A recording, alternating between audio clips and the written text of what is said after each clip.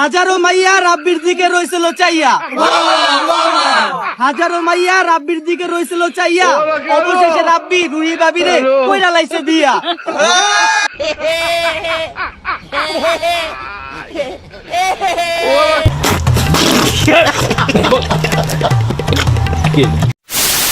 এলাবরার বাচ্চা এটা কি শাড়ি বলতেছে? হালাকি বিয়ে বাড়িতে এসে খাবার না খেয়ে গাঁজা খাইছে, আমার লেয়ারের শাড়ি বলতেছে। আমি শাড়ি বলি, তুই শোন। চাঁদপুরে ছিল এক প্রতিবন্ধী, দাঁত ছিল তার বড়। চাঁদপুরে ছিল এক প্রতিবন্ধী, দাঁত ছিল তার বড়। তার জীবনেও ছোট্ট একটা স্বপ্ন ছিল, বিয়ের পরে বউয়ের গর্ত বেচে কামাইবো প্রচুর অর্থ। কিন্তু বিয়ের পরে বেচারা দেখতে পায় তার বউয়ের দাঁতগুলো তার মতোই বড় বড়, কিন্তু ফুটোটা অনেক ছোট।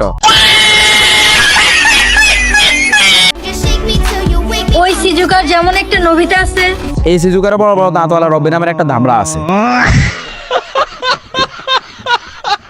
A few moments later. যাক, আজকে অন্তত একটা ভালো কাজ করছে, পান পাতা দিয়ে নিজের মুখটা ডাইকা রাখছে। আজকে অন্তত তার হাসিটা মানুষ দেখবে না। যাক, এই কাজটা অন্তত ভালো করছে। আজকে তার ভিডিওটা মানুষ শান্তি মতোই দেখতে পারবে। কি রে ভাই, এটা কি করতেছে? কাম সারছে, হালাতে দেখি শেষ পর্যন্ত হাসিই দিছে। এই বেটা রাব্বি এদিকে আয়। এই রাব্বি শুনে যা, এদিকে এদিকে আয়। আরে শুন বেটা, সর্বনাশ করলিস। এই বেটা, এই তুই তো এখন থেকে বউ ব্যবসা শুরু করবি। কত করে নিবি বন্ধু? দাঁড়া, আমি কন্ডম নিয়ে আইতেছি। না হলে তোর বউয়ের ফেটে যদি আমার বাচ্চা হয় তাহলে তো সমস্যা। এ বন্ধু, কন্ডম লাগবে না, তুই আয়, আমি আমার বলেই চালিয়ে দিব।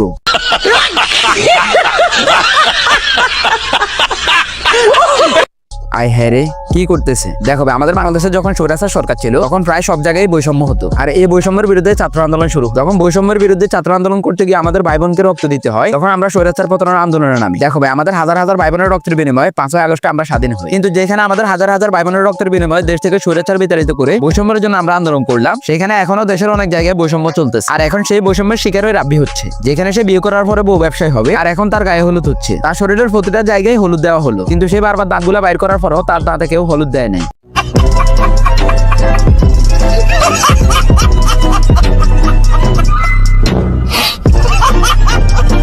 কেন ভাই? এই বৈষম্যের জন্য তো আমরা ছাত্র আন্দোলন করি না। আমি রাব্বির এত বড় একটি শুভ দিনে তার সাথে বৈষম্য হওয়ার জন্য তীব্র নিন্দা এবং প্রতিবাদ জানাই। যে ছেলের মুখের আগে দাঁত দেখা যায়, সেখানে তার দাঁতগুলোতে হলুদ দেওয়া হয়নি।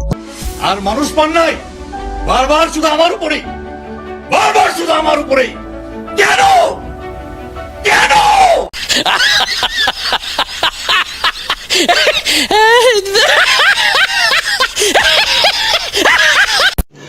रुको जरा सबर करो गाइस, এই যে বিয়ের বাকি আছে আরো 4-5 দিন। আমার জন্য সবাই আগে থেকে বিভিন্ন ফ্লেভারের কন্ডম ফাটিয়ে দিচ্ছে। আমি তাদেরকে বলেছি লাগবে না, তোমরা বিয়েতে আসার সময় সাথে করে নিয়ে আস। তোমরা লাগিয়ে তোমরা একটু আমার বউয়ের সাথে খেলো। আমার বিয়ে করার নতুন বউ সার্ভিস কেমন দেয় ওইটা একটু দেখো। আমি একটু দুর্বল ভাই, আমার যতটুকু এনার্জি হাতে আছে আমার টুনটুনিতে কোনো এনার্জি নেই। তাই বিয়ের পরে আমার বউয়ের সব দায়িত্ব বউ ব্যবসার মাধ্যমে আমি তোমাদের হাতেই তুলে দিব। তো গাইস, আপনাদের মধ্যে যারা আমার নতুন বই সার্ভিস নেওয়ার জন্য আগে থেকে ফুল টাকা পেমেন্ট করে রেখেছেন, তাদের জন্য কিন্তু আমি সার্ভিস কার্ড তৈরি করে ফেলছি। আর যেহেতু এটা আমার নতুন ব্যবসায় নতুন বই, তাই আশা করি অন্যান্য বই ব্যবসায়ীদের থেকেও আমার নতুন বই সার্ভিসটাই ভালো হবে। তো সবাই কিন্তু এক রাতেই চলে আসবেন। আসার সময় কিন্তু মনে করে কন্ডমটা নিয়ে আসবেন, কারণ আপনারা কন্ডমের টাকাটা পেমেন্ট করেন না।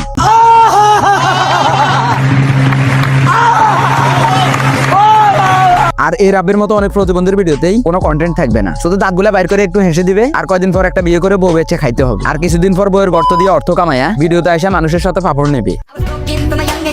বড় ভাই, দুই ভাইরে মার্কেট করে দেওয়ার কথা ভুলেও বললেন না, বিপদে পড়ে যাবেন। এক জুতার দামি 12,000 আছে।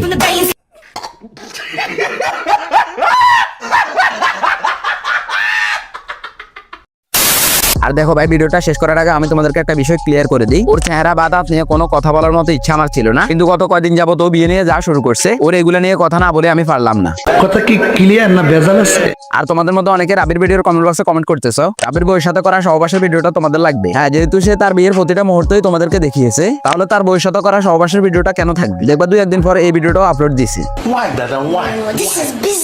তো গাইস, আজকের ভিডিও এই পর্যন্তই। আসলে বাংলাদেশে বর্তমানে বউ ব্যবসায়ীদের কোনো লজ্জা শরম নাই। এদেরকে নিয়ে কথা বলতে গেলে নিজেরাই লজ্জা পায়, কিন্তু এদের কোনো লজ্জা নাই। তো আশা করি তোমাদের কাছে ভিডিওটি ভালো লেগেছে। ভিডিওটি ভালো লেগে থাকলে একটি লাইক করে দিও। আমার চ্যানেল নতুন হয়ে থাকলে প্লিজ ভাই চ্যানেলটিকে সাবস্ক্রাইব করে দিও, কারণ তোমাদের করা একটি সাবস্ক্রাইব আমাদের ভিডিও করার মোটিভেশন বাড়িয়ে দেয়। তো কি করতেছো ভাই? এখনই চ্যানেলটাকে সাবস্ক্রাইব করে দাও। তো দেখা হবে আবার কোনো একটা নতুন ভিডিও নিয়ে। ততক্ষণ পর্যন্ত ভালো থাকো, সুস্থ থাকো, আল্লাহ হাফেজ।